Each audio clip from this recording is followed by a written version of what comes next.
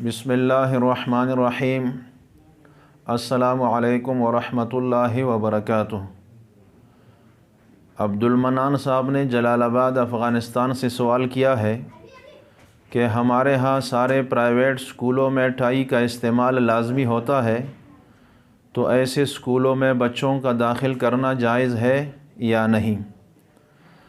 इसका जवाब ये है कि किसी ज़माने में टाई को ईसाइयों का मज़हबी शिआर समझा जाता था, यानी ये उन्हीं के साथ मुख्तस था। अगर कोई और टाई का इस्तेमाल करता तो जहन में ये बात आती थी कि शायद ये भी ईसाई है। लेकिन अभी चूँकि उर्फ़ के अंदर टाई जो है ये उमूमी तौर पर एक लिबास का हिस्सा बन चुका है, और अगर कोई टाई पहनता है तो इससे लाज़मी तौर पर ज़हन इस बात की तरफ नहीं जाता कि ईसाई मज़हब से उसका ताल्लुक़ हो। लिहाजा अब इसकी वो हुर्मत और आदम जवाज़ तो नहीं रहेगा, अलबत्ता इसका इस्तेमाल खिलाफ़ औला ज़रूर होगा। कराहत तनज़ीही तो ज़रूर होगी, कराहत तहरीमी अगरचे न हो।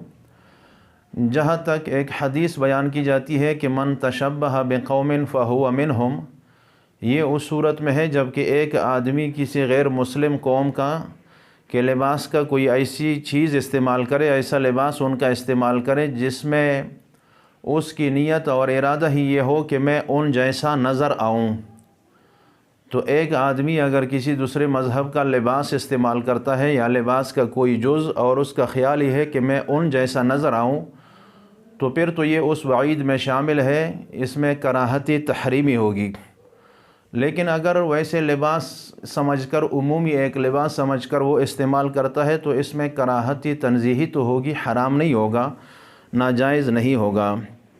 लिहाजा ऐसे में जब स्कूलों ने इस को लिबास का लाज़मी जुज़ करार दिया है, तो अगर बच्चों को टाई पहनाई जाए तो इसको नाजायज़ नहीं कहा जाएगा।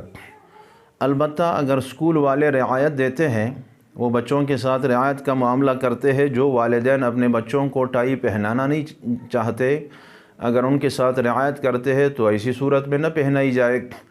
लेकिन अगर स्कूल का ये लाज़मी यूनिफ़ार्म हो तो इस सूरत में बच्चों को पहनाना जायज़ है, नाजायज़ नहीं है। व आखिरु दअवाना अनिल हम्दुलिल्लाहि रब्बिल आलमीन।